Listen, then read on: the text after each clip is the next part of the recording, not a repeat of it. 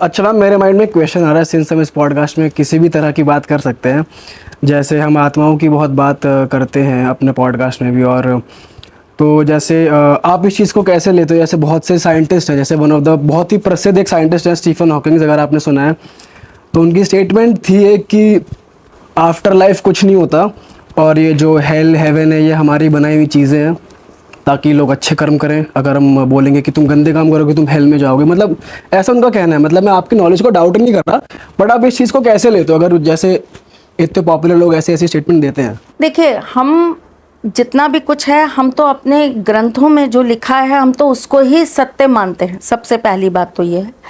तो गरुड़ पुराण के अंदर हर एक स्टेज के बारे में लिखा हुआ है कि आप जब मरते हो तब आपकी आत्मा कहाँ जाती है, फिर वो कौन कौन से रास्तों से गुजरती है, फिर उनको क्या क्या कर्म मिलते हैं करने के लिए, और उनको कैसी कैसी प्रताड़नाओं से निकलना पड़ता है, वो सारी चीज़ें उसके अंदर लिखी हुई है। तो हम तो अपने ग्रंथों को सर्वोपरि मानते हैं, क्योंकि हमें ऐसा जो हमने आज तक पढ़ा है और सनातन धर्म में जितनी भी चीज़ें हमें हमारे ग्रंथों द्वारा प्राप्त हुई हैं, हमारे पुराणों द्वारा प्राप्त हुई हैं, वेदों द्वारा प्राप्त हुई हैं, उस पर आकर कहीं ना कहीं साइंस भी नतमस्तक हो जाती है।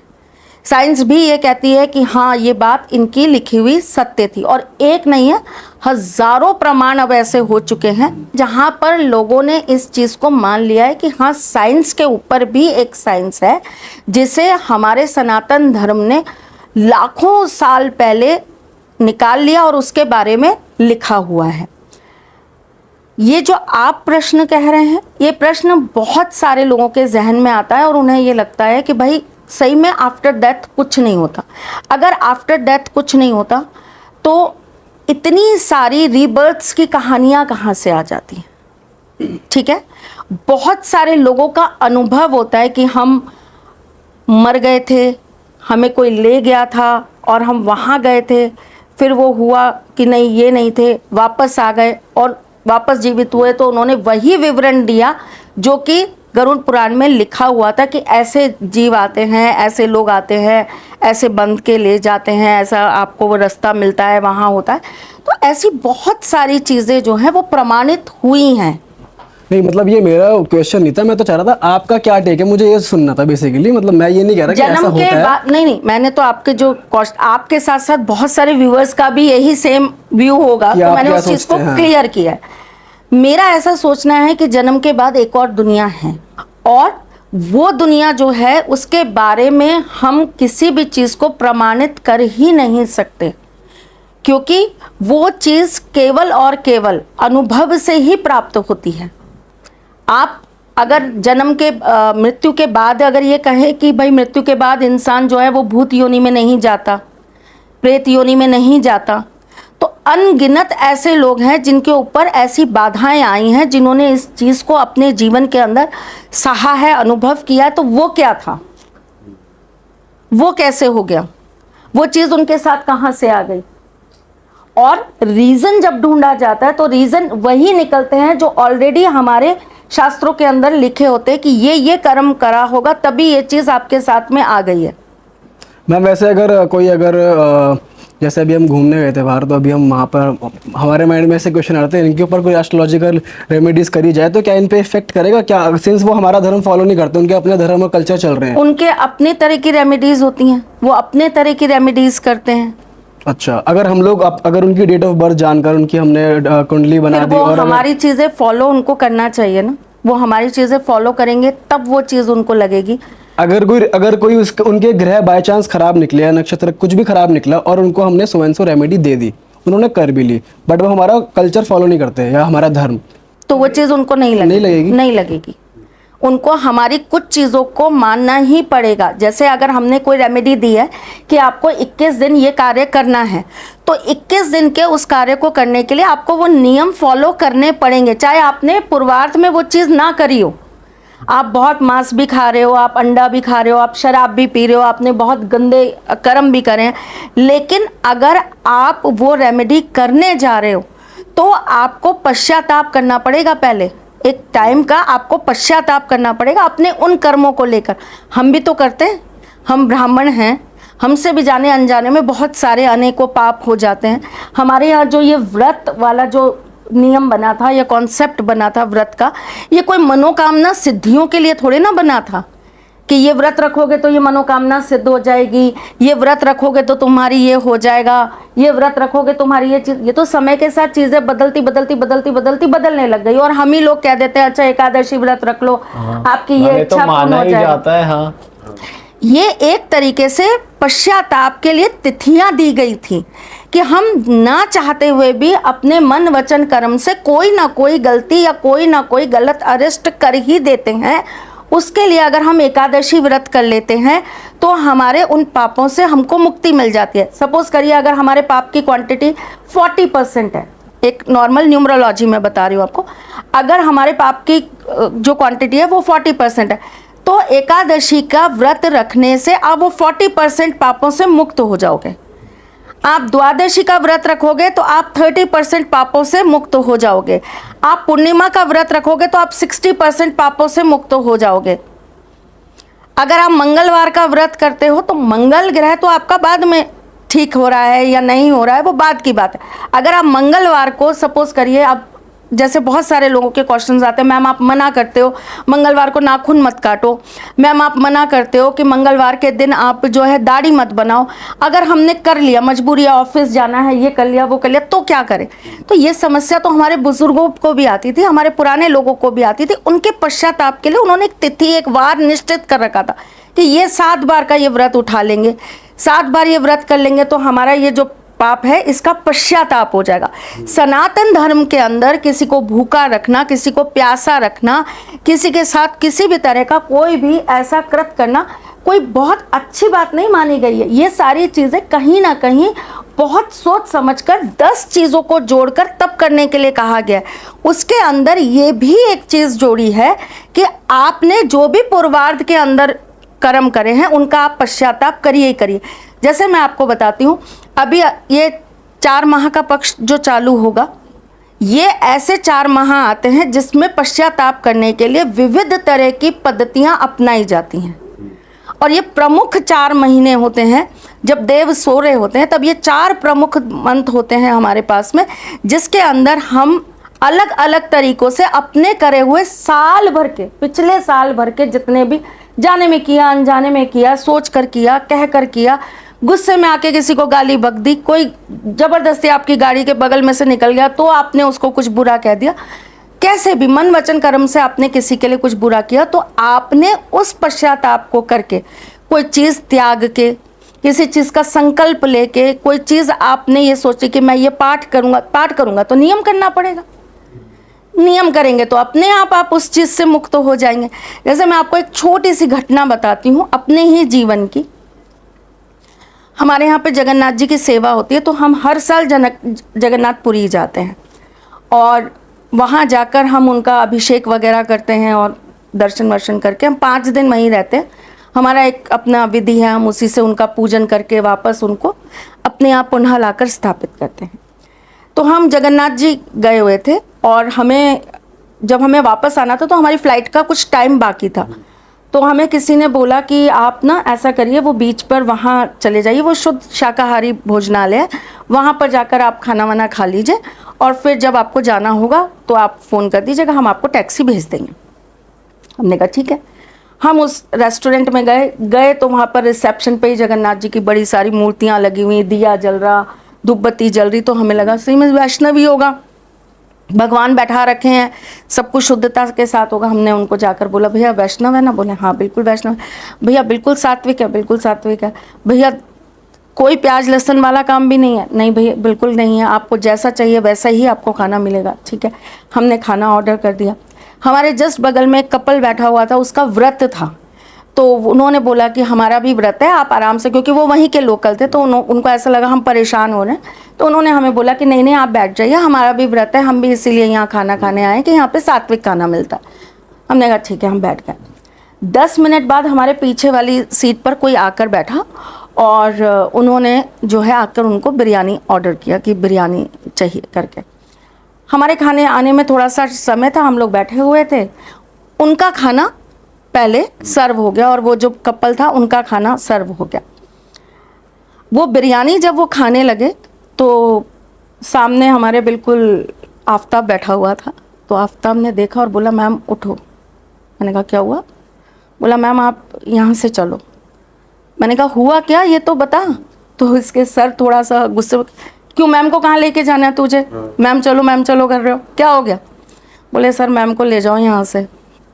तो ऐसे उन्होंने पीछे मुड़ के देखा तो वो जो बिरयानी थी वो नॉनवेज थी। आप विश्वास नहीं करोगे, हमें काटो हमारे अंदर खून नहीं, और हमारी जो हालत हुई है हम वहीं पर इतनी बुरी तरीके से रोना चालू हो गए सारे जने, जैसे हमारे पूरे जन्म का जो होता है ना, किसी ने पुण्य खींच कर निकाल दिया, ख़त्म कर दिया, हमें शून्य में ला कर खड़ा कर दिया। हम लोग भागते हुए बाहर गए, जैसे सांस नहीं आ रही, दम घुट रहा है हमारा। हम बाहर गए, निकल के बाहर जाकर खड़े हुए, सब जने रो रहे हैं, सब परेशान हो रहे हैं कि ये क्या हो गया क्या हो गया। गलती से ही सही, लेकिन पानी की बोतल तो हाथ लगा ली उस जगह की। हमारे लिए तो वो भी एक तरीके से बहुत बड़ा पाप हो गया। खैर चलिए, वहाँ एक दो जनों को बोला, वहाँ के जो मेन वो थे उनको फ़ोन किया, तो उन्होंने बोला कोई बात नहीं मैम, यहाँ तो ये सब कॉमन है, यहाँ तो जनेऊ बदल लेते हैं और फिर वापस से वो कर लेते हैं, तो आपके भी पंडितों को बोल दीजिए, मतलब घर के उनको बोल दीजिए मेल्स को कि जनेऊ बदल लेंगे अपना, और गंगा जल वगैरह आप ले लीजिएगा। और अंदर से आत्मा नहीं मानी। आप विश्वास करिए, पानी का एक घूंट हमारे घर में अगर एक छोटा बच्चा भी था ना तो उसके भी गले से नहीं उतरा। हम लोग सीधा एयरपोर्ट पे उतरे, घर आने की बजाय हमने वहीं से गाड़ी की और हम सब के सब हरिद्वार। और 45 दिन मेरे घर के अंदर अन्न नहीं बना, और डेली पंचगव्य पिया गया, डेली पंचगव्य पिया गया। पंचगव्य मतलब गाय का गोबर, गोमूत्र, वो सब मिलाकर पंचगव्य तैयार होता है, उसको रोज पिया गया और 45 दिन का पश्चाताप करा गया। पर आपने तो कुछ खाया भी नहीं था, तो हमारे बैठ रहे थे लिए कि हमारे लिए तो वही हमारे जीवन का सबसे बड़ा पाप था। मैम वैसे देखा जाए आप हमारे सनातन धर्म में भी बहुत से लोग हैं जो ठीक है ड्रिंक भी कर रहे हैं, चिकन भी खा रहे हैं। वो बेटा वो अब जैसे आपको मैं वहीं का बताती हूँ ना, जैसे उन्होंने बोला कि उनके लिए वो चीज़ कॉमन है, वो उस चीज़ को नहीं मानते, लेकिन हम जिस चीज़ को मानते आए, हमारा जो अपना कल्चर है, हमने जिस चीज़ को जीवन भर माना है, हम अपने ठाकुर जी को जिस तरह का भोग देते हैं हम वही भोग खाते हैं। ठीक, बहुत सारे ऐसे मंदिर हैं जहाँ पर देवी को प्रसाद ही इसी चीज़ का चढ़ता है और लोग उसको प्रसाद को ग्रहण भी करते हैं। बहुत सारी जगह देवी को मांस चढ़ाया जाता है और उसके बाद में वही खाया भी जाता है। तो देखिए हर जगह का अपना अपना एक कल्चर है। हमने जहाँ जन्म लिया, हम जिस घर में आए, हमें जिस तरह के बचपन से जो संस्कार मिले, हमने जिस चीज़ को फॉलो किया है, हम लोग तो प्याज लहसुन भी नहीं खाते, हम किसी दूसरे के घर का नमक तक नहीं खाते। मेरी शादी हो चुकी है, मैं अगर अपनी मम्मी के घर जाकर भी खाना खाती हूँ ना तो मैं उसके बदले में उनको कुछ ना कुछ दूंगी। क्यों? क्योंकि मेरे को उनके घर का नमक का कर्जा भी नहीं चढ़ाना, जबकि मैं तो उसी घर की बिटिया हूँ।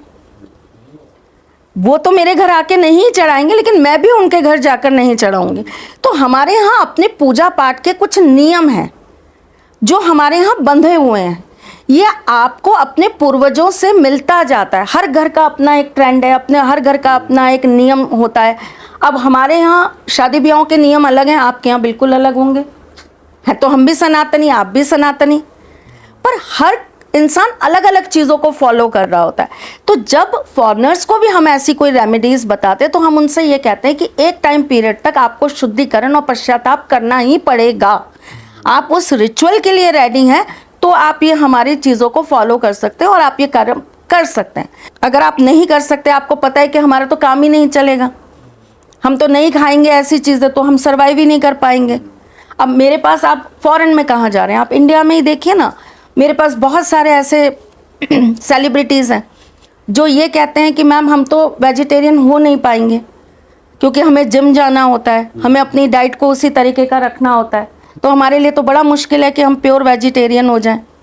हम बाहर का कुछ ना खाएं, हम बाहर का पानी भी ना पिएं, हम बाहर का जूस भी ना पिएं, तो हमारे लिए तो बड़ा टफ है। तो ऐसी कंडीशन में आप बीच का रास्ता निकालिए। बहुत फ्लेक्सिबल है हमारा धर्म, बहुत फ्लेक्सिबल। उसका वहाँ पर कहीं ना कहीं दूसरा तरीका भी होता है। आपकी चीज़ें, आपका कृत आपके बिहाफ पर कोई दूसरा कर रहा होता है और आपको उसके नियमित उस व्यक्ति को जो भी उसका उतना खाना पीना रहना सोना जागना जो भी है, आपके ही उसके हिसाब से वो चलेगा, आपको उसका भुगतान करना होता है और कुछ चीज़ों का त्याग करना होता है। अगर कोई खा रहा तो उसका भुगतान वो भरेगा, पश्चाताप तो करेगा ही उसके नाम का, करेगा। डेफिनेटली करेगा। ये जो 4 वर्ग बनाए गए थे हमारे यहाँ, इनके अलग अलग कर्म रखे गए थे, जिसमें ब्राह्मणों का यही कर्म रखा गया था कि दूसरों के कृत को उतारने के लिए ब्राह्मण अपनी पूजा पाठ से, अपने वेद मंत्रों से, अपनी चीज़ों से उस चीज़ को हटाने का कार्य करेगा। पर एट द एंड उसी इंसान को नहीं करना पड़ेगा कि भाई वो नहीं, करेगा तभी नहीं, वो करेगा। वो अपना सब कुछ जो है, अपना भार जो है वो ब्राह्मण को दे रहा है ना, और संकल्प दे रहा है कि अब ये मैं तो नहीं कर सकता। अब सपोज करिए हमारे यहाँ पर ऐसा बोला गया है, महामृत्युंजय जाप करने से आई हुई बड़ी से बड़ी मृत्यु का काल भी टल जाता है। ठीक है, हमारे सनातन धर्म में एक कहानी भी है कि जो है महामृत्युंजय करा था जाप तो जीवन बच गया था, है ना। संजीवनी बूटी, उसी से निकलता है एक मृत संजीवनी मंत्र, एक मृत संजीवनी क्रिया भी होती है। वो ऐसी अवस्था में की जाती है जब डॉक्टर्स ये कह देते हैं कि अब इसके पास 24 घंटे बचे हैं, 48 घंटे बचे हैं, 72 घंटे बचे हैं, तब उस कंडीशन में उस व्यक्ति के नाम से वो क्रिया या वो मंत्र का जाप करके उसको बचाने के लिए ब्राह्मण जो है अपना पुण्य पूरा का पूरा अर्पित करता है। ठीक, ऐसी ही चीज़ के अंदर अब जो हॉस्पिटल में पड़ा है, जो आईसीयू में है या जो वेंटिलेटर पे पड़ा है, वो व्यक्ति क्या करेगा? आप उसको कौन सी मेडिसिन है जो दे देंगे जिसके अंदर किसी पशु का या किसी पक्षी का या किसी जीव का चर्म नहीं होगा, रक्त नहीं होगा? कितनी मेडिसिन ऐसी हैं। चलिए आज तो मैं नॉर्मल हूँ, टच भगवान की कृपा से मैं बहुत स्वस्थ हूँ। आज आप मुझे कहिए कि मैम आप ये मेडिसिन खाएंगे, मैं कहूँगी नहीं, बिल्कुल नहीं, इसके अंदर बहुत सारी चीज़ें। लेकिन अगर कोई बीमार व्यक्ति है और उसको हमको सही करना है तो हमें उसको फिश ऑयल देना ही पड़ता है ना। तो फिश ऑयल के अगर कोई कैप्सूल मैं किसी को बीमार व्यक्ति को दे रही हूँ तो मैं उससे कैसे ये कह सकती हूँ कि ये आप पाप के अंतर्गत कर रहे हो ये कार्य, अब आपकी पूजा नहीं हो सकती या आप ये रेमेडी नहीं कर सकते।